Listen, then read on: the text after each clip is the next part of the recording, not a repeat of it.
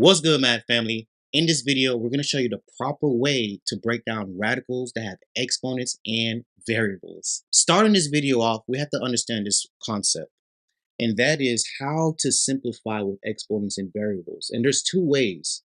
We could write out the variable, and then every time we have two, we could take it out as a pair. So when we simplify this, we will get x as a final answer. Now, if we did this with x to the third power, right, we wrote it out as x times x times x, this pair would come out as x, and then that third one would stay under the radical, so my final answer would be x times radical x. Now, when we get to x to the fourth, right, same exact thing. This first pair comes out as x, second pair comes out as x again. When we simplify this answer should be x squared. And then in the last one, when we do the same thing, we have our first pair as x, second pair as x, and then the third one, or that last one, stays under the radical. So now when we simplify, we have x squared times radical x. The second way to think about it is thinking about it as division. So 2 divided by the root of 2 is just x.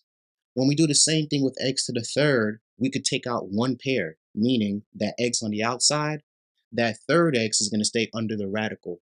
And then when we come to x to the fourth, right, we divide it by 2, this is how we get x squared. And the same thing with x to the fifth. We pull out two pairs, and then we have one that's left under the radical. First example now, we're looking at radical 54 and to the seventh power. So when we look at the number aspect, right, largest perfect square that goes into this is 9. We'll multiply that by 6. And what I like to do is split my exponents. You don't have to, but you can. So we could do this as n to the 6 times n. This will still give us n to the 7th. So we take out the first perfect square, which is 3. 6 cannot be broken down, so it's going to stay under the radical. N to the 6. When we divide that by 2, we get n to the third power. And then this last n stays under the radical with 6, and this would be my final answer. Now, in the second example, a squared. We know when we pull that out, it's just going to be a by itself. So let's just pull that out as a. Then under the radical, what's the largest perfect square that goes into 18? And yes, we could use 6 times 3, but none of those are perfect squares. The better option to use is 9 times 2.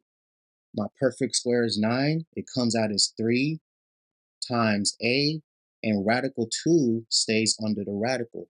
So when I finalize this, I have 3a times radical 2 as a final answer, and we're going to go on to our next example. In our next examples, we have 16b to the fifth power.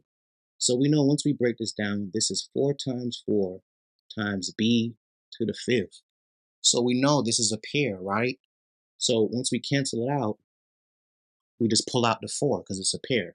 And then when we look at b to the fifth, we know that 2 goes into 5 2 times. So that's how we get b squared, and that leftover b is going to stay under the radical. If we drew this out, right, this is what it would look like. And I used x instead, guys, my bad. So same pair comes out as 4. Here goes our second pair, comes out as b, our second b, and this is the last one that stays under the radical. So once we simplify, 4x squared times radical x, in this instance, we're talking about b. Now, problem number 2. Once we go to this one here, we could break this down as 4 times 5 times a squared times b squared times b. And remember, you don't have to split it. This is just optional, okay? 4 is a perfect square. Its square root is 2. Can't simplify that. A squared turns into a. B squared turns into b. And then what's left under the radical is just 5b. Because it's to the first power, we could not pull a pair out. That's our final answer. Now, the third example, we cannot simplify them separately like this. There's nothing to break both of them down with. So what we're going to do is multiply, then see if we could simplify. So 6 times 2 gives me 12. X times x gives me x squared. Now, breaking down 12x to the second power, we could break this down as 4 times 3 times x squared. 4 is a perfect square. Its square root is 2. Cannot break down radical 3. It's not a perfect square. X squared, square root is x. Our final answer is going to be 2x times radical 3. And now we're going to go on to another example. Next example, we're going to multiply 2 by 1, right? Because there's no coefficient in front of that second radical, so 2 stays the same. And then when I multiply what's under the radical, 3 times 6 gives me 36. B squared times b gives me b to the third power. Now, luckily for us, in this problem, 36 is a perfect square. So we're going to have 2 times the square root of 36, which is 6, times b, because we could pull out a b squared out of that. And what we have left over is just that last b. So now once I simplify, I know my final answer will be 12b to the radical b power. Now another way we could have simplified this is factoring first. So what do I mean? We could took 12b and had 4 times 3 times b, and then simplify this to 2 times radical 3b, right?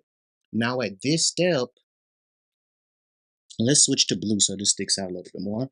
We would have the first radical, because it stays the same, 2 3b squared times 2 times 3b. So now what I get would be 4, because we multiply 2 by 2.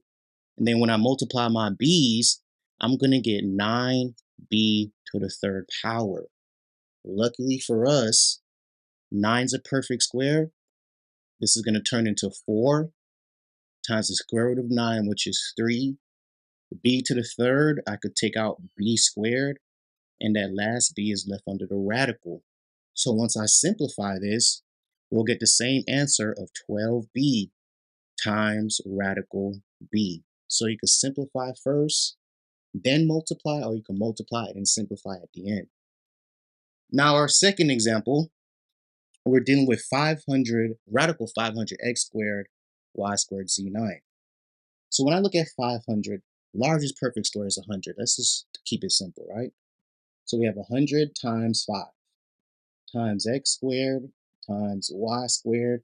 And in this problem, let's split z to the 9th as z to the 8th times z.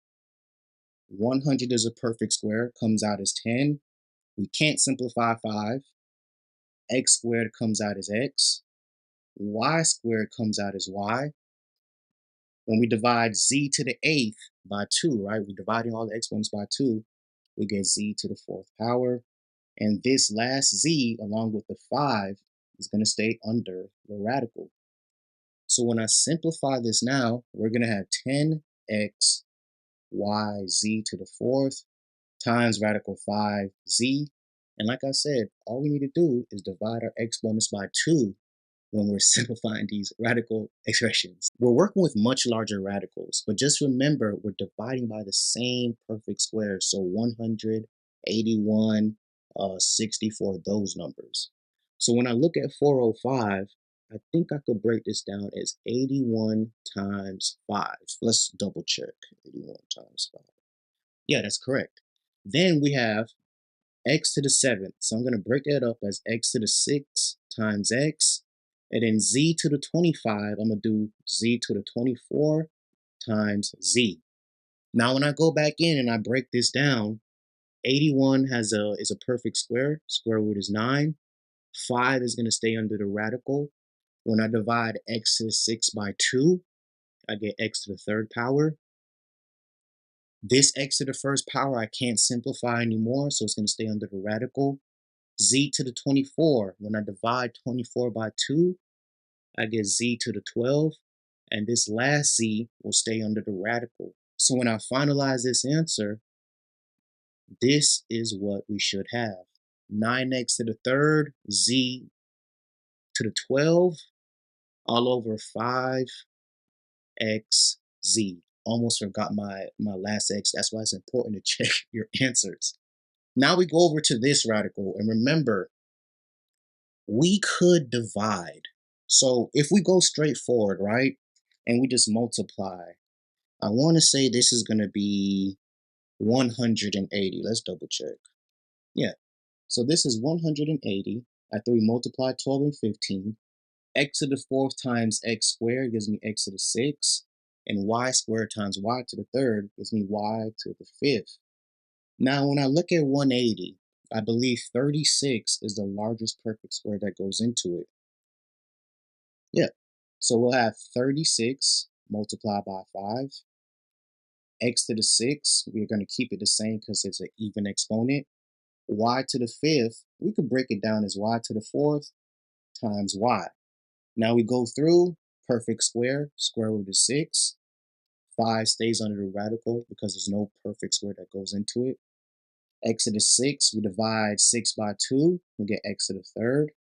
Y to the 4th, divide y by 2, not y by 2, 4 by 2, we get y squared. And then we know we can't simplify y to the first power because we cannot pull out a pair. So under the radical, we're going to have 5y, and this should be our last answer. But before we go, we got about 1 to 2 more examples. And if this video has been helpful so far, smash the like button for us. In this example, no coefficient, so just be mindful there's a 1. So when I multiply 1 and 3, we're going to have 3 on the outside. X to the 5th times x to the 7th is going to give me x to the 12th. Y to the 5th times y to the 6th, let's not forget this 2, I'm sorry family, is going to give me y to the 11th power. Now when I go to simplify, 2 is going to stay under that radical because we can't break it down. But when I look at x to the 12th, when we divide 12 by 2, this is going to turn into x to the 6th power. Then when I look at y to the 11th, the highest, the most that we could divide is y to the 10th. I'm sorry. Meaning, when we divide 10 by 2, we get y to the 5th power, and that last y that will give us 11 is going to stay under the radical, and this is our final answer.